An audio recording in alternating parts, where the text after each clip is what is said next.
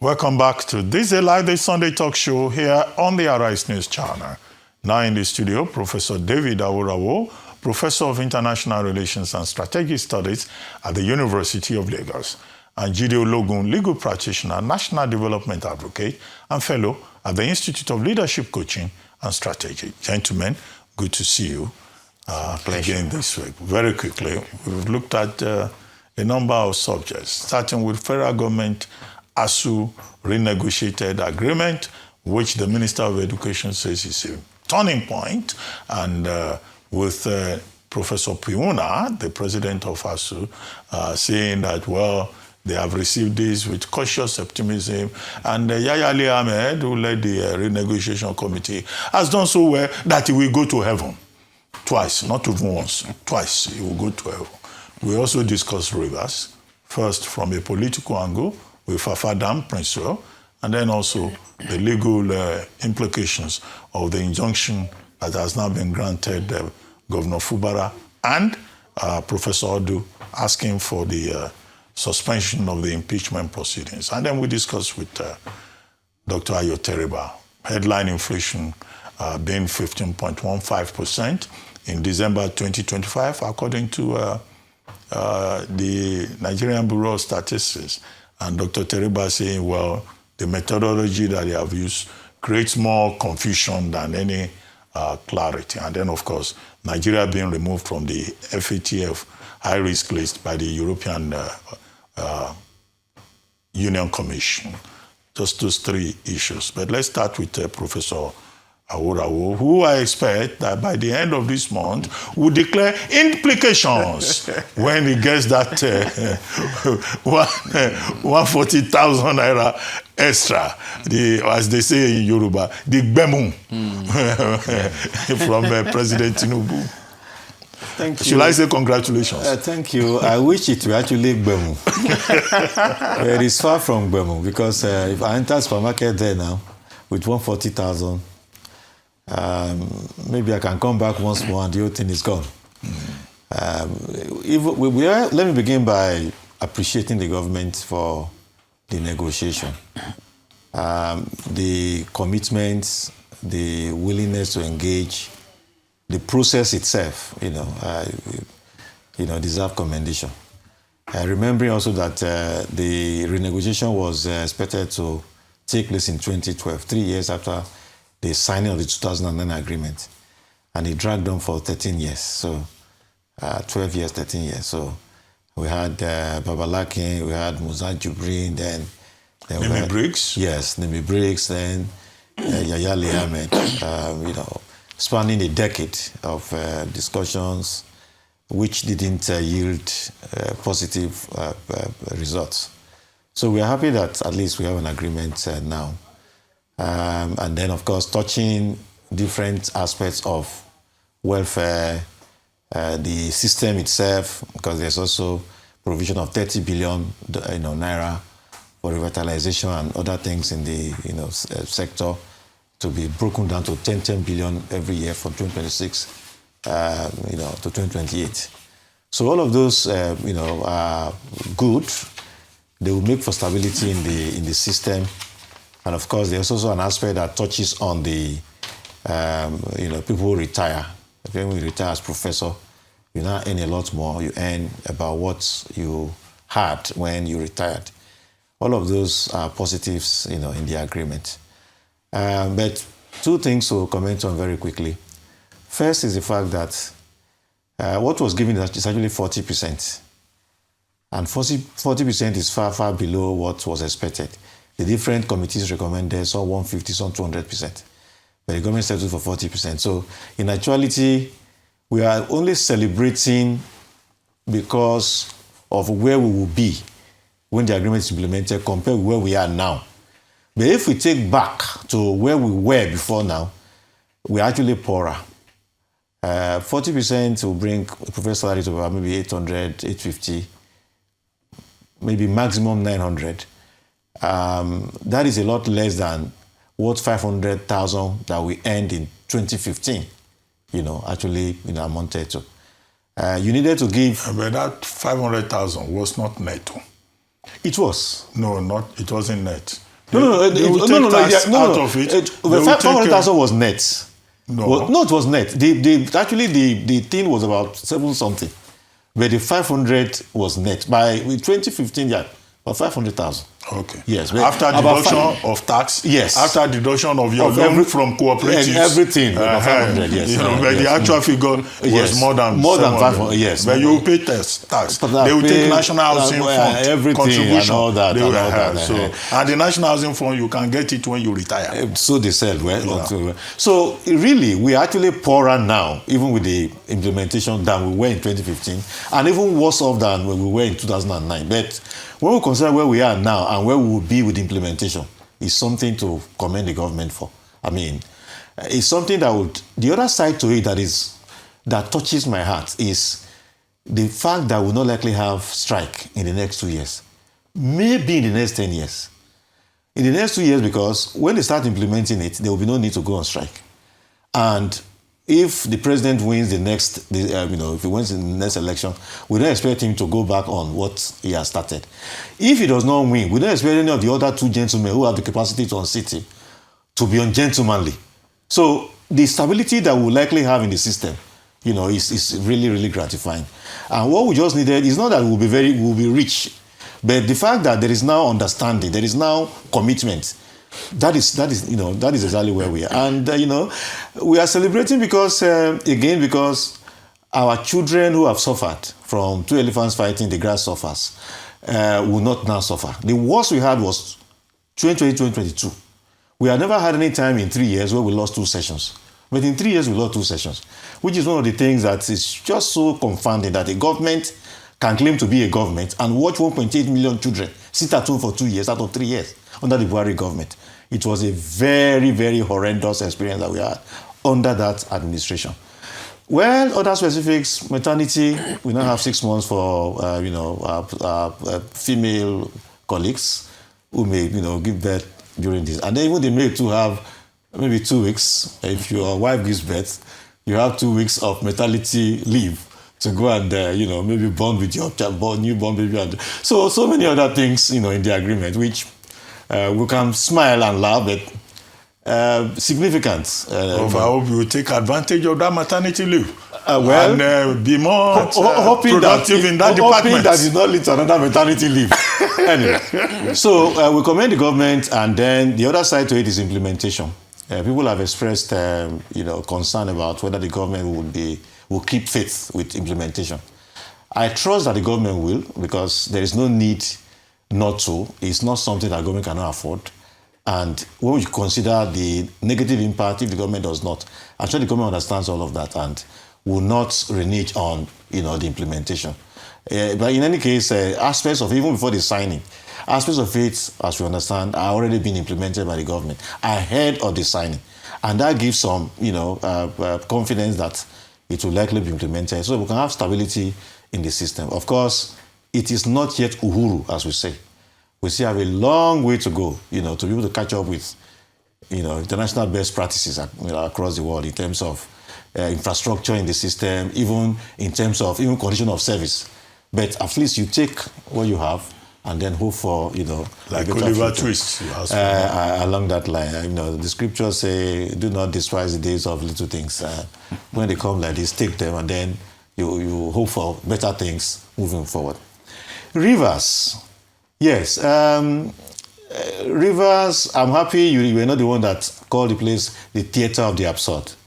You said strange things happen in Rivers, and you were not even walking back what you said.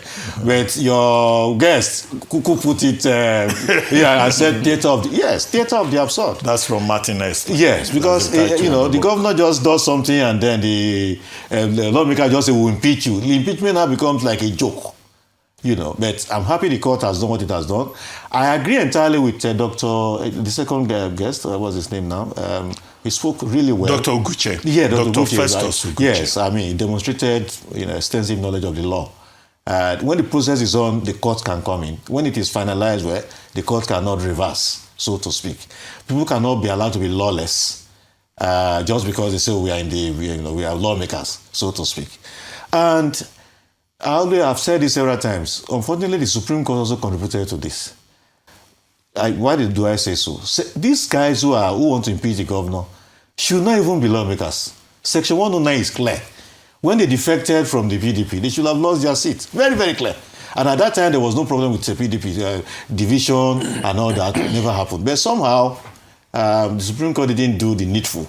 And now they are carrying on the way they are carrying on. We hope that with the federal government now being interested in what is happening there and then calling the shots here and there, we hope the federal government itself too will exercise restraint so that we can have stability in rivers. Because all of these are going on. The rivers people who suffer. Governance in rivers that suffer because the governor now will be running a scatter how to avoid impeachment. And so the paying attention to governance will just be, neither here nor there. Nigeria being taken off that list of high risk, it's commendable. We see a whole lot that the government is doing here and there. It's commendable. Inflation, yes, it's going down, which is also commendable. But we should not lose sight of the fact that the comparison we are making is comparison of between now and 2023, not before then. And so we should not be carried away by, we are coming to single digits. Single digits compare with what time, with what period? People are comparing with 2023. We should also reflect on what's obtained before 2023 when we are comparing. So it doesn't seem that, we have arrived at the El Dorado has come. The price of goods and services are still very high, and we need to consistently work to ensure that stability also in the economic sector is established. Mr. Ologun. Thank you very much. Let me start by commending the President of the nation and our Commander-in-Chief of the Armed Forces on this finally coming to an agreement with ASUU, which we understand has even tasted the sweetness of implementation. And I would just want to advise, like it's been said, that you have a caution on it, that implementation be sustained. Because the issue of brain drain came in. Because despite what the government has done, we still have the competitive global environment that may be more attractive to those who are within the country. So how can we work on the macro economy of the country to ensure that we also lift up the welfare available to the lecturer and those who are in that sector of our national life, and make it also competitive with other sectors. For instance, those in the National Assembly and all this, because everyone is within the same economy. And I hope also that the lecturers who have lost their steam because of the way they perceive they have been treated will reconnect with that commitment, and so that we can revive the impact of education in the country and actually revitalize that sector. And that brings me to the case of Rivers State. I think, again, the attention of the judiciary should be drawn to Section 188, subsection 10 of the Nigerian Constitution 1999 as amended, that says that the court may not intervene. Let's specify it, whether it's the conclusion or the decisions of the panel or whatever. Because right now, impeachment is becoming like a flog, like a tool in the hands of politicians. But I understand that when that flog was raised against Peter Obi in Anambra State, he withstood them with judicial intervention. And of course, the court came to a conclusion that no, you cannot weaponize this provision of the Constitution. So I'll be advising the Honorable National Assembly members, by virtue of Section 4 of the Nigerian Constitution 1999 as amended, that says they are mandated to make laws for the peace, orderliness, and good government in Nigeria, to go and look at that section, because some are saying now that the court cannot intervene, so that we clarify it. And I expect that now that it's common consensus that Wike is a key player in what is going on in Rivers State, even if we say that it's about governance, not about political parties, yes, we still see the battles going on, because Rivers State is the second richest state in Nigeria? What are the benefits for the citizens? And again, this is a challenge to democracy, because we're beginning to hear threats from various political players that this is what will happen in 2027, so that we stabilize our political environment, because it's also crucial to how we progress economically. And talking about the reforms of the government, then scaling down on the inflation and all this, I think I also agree that we should not engage these presentations from the angle of propaganda, but be realistic, so that the forecast can be sustained and the gains of these reforms can really match the experience of the people. And for the removal of our name from the list by the EU, I applaud that. What led to having EFCC to combat financial crime and all this money laundering in Nigeria was the fact that Nigeria was listed as one of the countries frustrating the global efforts to fight money laundering and everything. And so far, so good. I think there has been renewed vigor from the government to fight financial crime in the country, which is now giving the international community the trust that we can now do business with Nigeria and be sure that we will not be shortlisted. And I think it should be sustained. We have some current cases, like the case of Malami and some of those who held offices. So we need this, because apart from what EU has done, what Section 15, subsection 5 of the Nigerian Constitution 1999 as amended says is that the state shall abolish corrupt practices and abuse of office. So we need to ensure that as we embark on several reforms, Nigeria should be positioned as a destination for foreign direct investment, local investments revival, so that we can begin to present prosperity. Because I'm still worried by the forecast that despite all these reforms that are yielding results, on one side, that about 141 million citizens will surface in the poverty window this 2026. So, and I think with all this put together, things are beginning to look up, and I pray for the government that the efforts be sustained so that we have a new narrative. Okay, let's move very quickly to another topic that has been in the news. Nigeria has hired a United States lobbying firm in a $9 million deal aimed at shaping Washington's understanding of its security response to violence against Christian communities. Documents filed with the U.S. Department of Justice show that DCI Group, a Washington-based public affairs and lobbying firm, was contracted to engage U.S. officials on Nigeria's counter-terrorism efforts and its handling of religiously motivated violence. The contract was executed on December 17, 2025, through Aster Legal, a Kaduna-based law firm acting on behalf of Nigeria's National Security Advisor, Nuhu Ribadu. Under the agreement, DCI Group is expected to communicate Nigeria's actions to protect Christian communities and sustain U.S. support for its fight against jihadist groups operating across West Africa. Well, you know the rest of the details. Both of you, yes. But let me start with you, with Mr. Jide Ologun. You are the public relations expert. How do you see this idea of lobbying? $4.5 million already paid till June 2026, and the contract is renewable for another period of 6 months, and that will carry another round of $4.5 million. Lobbying is a public relations tool, both at the international level and local. And the choice of engaging foreign experts is left to Ribadu to make. This wasn't the first time. I recall that I actually approached Chief Lai Mohammed towards 2015 election in one of the top lines events in Lagos. That's, sir, why are you engaging foreign experts to help you with your campaign branding while you have local ones? And he said that's the decision they have taken.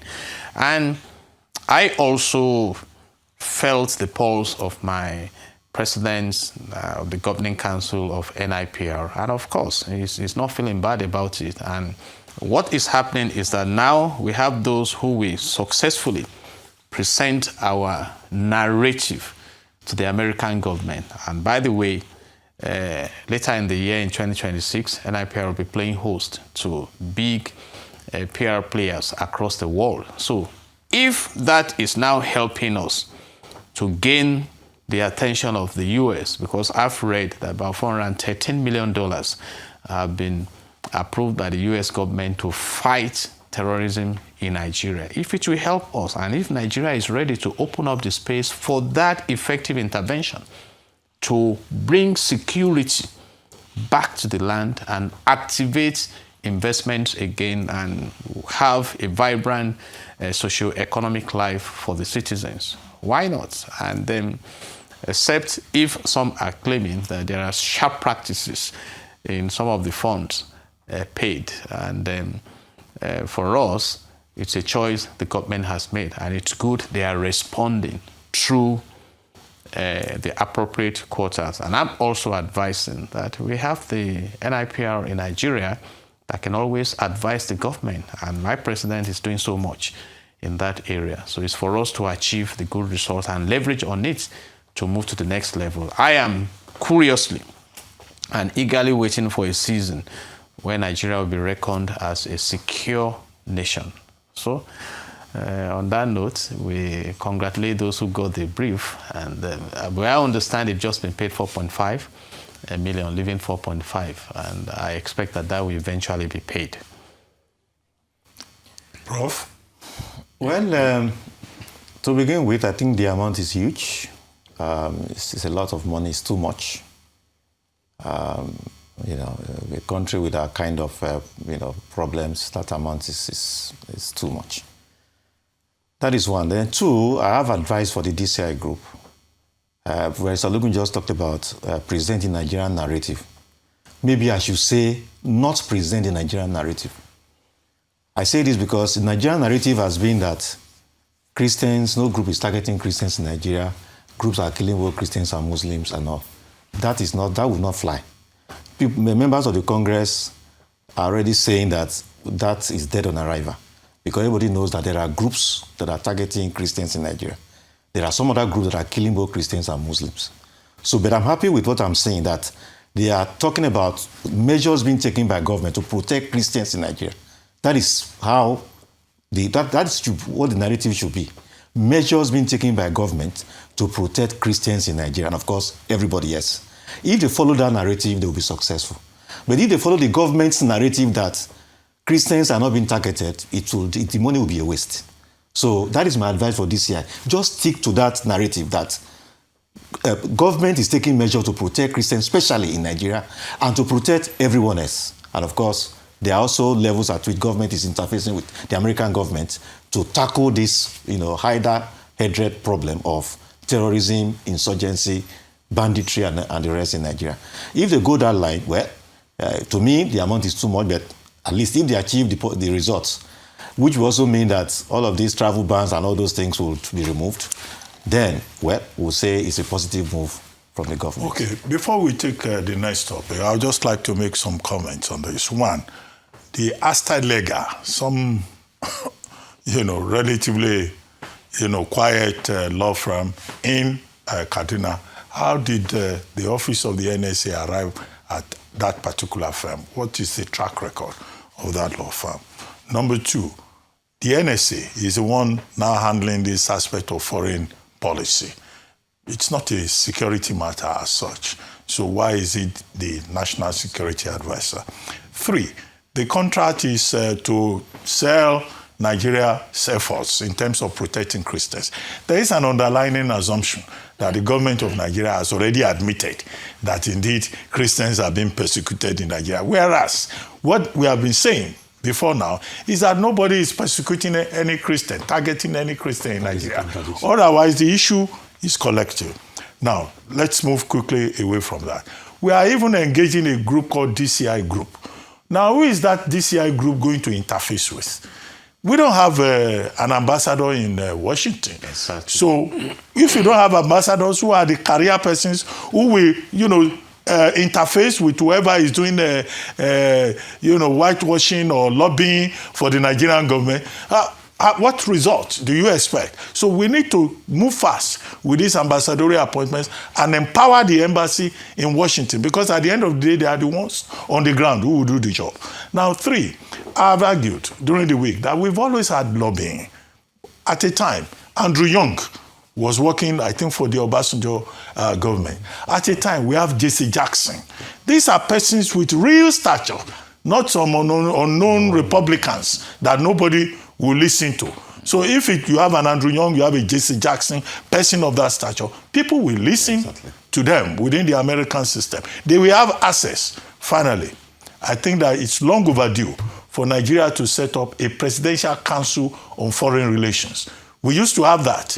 As recently as during the Jonathan administration, we had Ambassador Hamzat Ahmadu, we have Ambassador Emeka Anyanku, we have Ambassador Bolaji Akinyemi, people with experience who could advise the government. It's not something for ministers who don't even know, know the details. This is what happens when Yes. you approach crisis management from Yes. the reaction angle, because in crisis management, you are either proactive or reactive.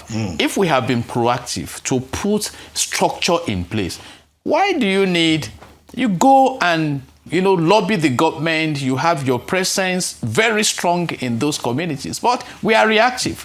So And if right now your council, lands Some on exactly, so that who may not even know Nigeria. Finally, we can make use of prominent persons within the Nigerian society. Yeah. Well, this is the country of Ngozi Okonjo-Iweala.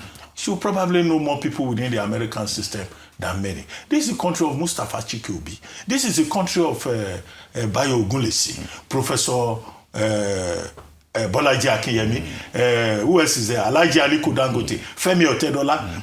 These are business people who know people there. They can also be used by the Nigerian government, to do backroom channel diplomacy. But I hope, I don't know who is listening to these ideas. Instead of going to spend as much as $9 million, which makes the point. Yes. So the cost will probably reduce if we also use our own people. Barrister Ologun also made reference to comments already been made regarding shady things in the allocation of funds and all that, which is very, very disturbing. We have a crisis at times we are trying to resolve. Doctor, people have you are focusing on what money to make. What went into recovering the Abacha loot? Anyway, Let's go to the same approach. Let's go to Uganda very quickly. Uganda's President Museveni has been re-elected for a 7th term. Now he's been in that place since 1986, even before then. And the Electoral Commission has announced, after a very tense campaign, he's even done better than he did in the previous election. The young man, 43-year-old Bobby Wine, managed to get just about 24%, which is very low. In a country where the population is very youthful, and now the future of Uganda hangs in the balance. Very quickly, Prof. Well, it's an embarrassment and, regression from democratic principles, what we have seen. Like Bobby Wine, who came second, is in detention as we speak. What kind of democracy is that? You conduct election, you rig the thing, you announce figures, and then you go commando style to arrest your opponent and then lock him up. It's in Hasara as we speak. So in Uganda, for now, does not have a democracy. We hope that genuine democracy will come to Uganda as soon as possible. But for now, Uganda does not have a democracy. Well, Museveni has even surrounded himself with his son-in-law, his son, his wife, his daughter, his wife, his first and second daughter. Yes. One of them has even been made governor of the central bank. One of them is Minister of Education. The son-in-law is in charge of trade, Mr. Ologun. They do make them like that in Africa, these are the things don't we they? say about AU, about ECOWAS, and thinking and acting ahead to ensure that democracy has oxygen. Because what is common in Africa, that some leaders just go in there by changing the constitution and playing all the dramas they can play, they remain in office, whether physically or through their fronts. And it's a challenge that must be confronted, because the moment they get in there, they mobilize the paraphernalia of office. 7th term, can you imagine? But thank God that Bobby Wine is even still alive, because some of them can be so desperate, because at the time he had to go on a run, you know, Anyway, pursued here and there. Finally, as we close for today, a word on the Super Eagles. They've got a bronze medal, 9th time. Well, bronze is at all, not bad, as Nigerians say. Well, we commend them. We commend them that we need more gold medals. We actually have more medals in the in AFCON, 16. Egypt has 13. Some others are far behind. But 9 gold, 9 bronze. Too many bronze medals. We just need to move a bit up so that we can get more gold medals in future. Mr. Ologun. It's dynamic. I mean, for us to trash Egypt, that has won so much. I mean, we tried. And then, like President of the Senate, Akpabio, said, that we should learn and prepare better in the future. And a wise man said, if you win, you gain. If you lose, you learn. So let's learn, But bronze is not bad, like you said. So congratulations to the Super Eagles. Okay. To Super Eagles. You should get a hero's welcome. Yeah. And the president, except that the presidency is very proud of the $500,000 yes. promise. I don't know whether. No, he's giving it. Fantastic. We still give them. Yes. That's Sam Yes. They could have gotten more, really. He's giving them. No, he said he will still give them. Yeah. He says he's proud of them. Yes. Anyway, thank you very much, Professor Aworawo. Thank you, Mr. Jide Ologun. You've been watching This Day Live, the Sunday talk show here on Arise News. I'm Ruben Abati from my entire team here in Lagos. It's bye for now, and thank you very much for watching.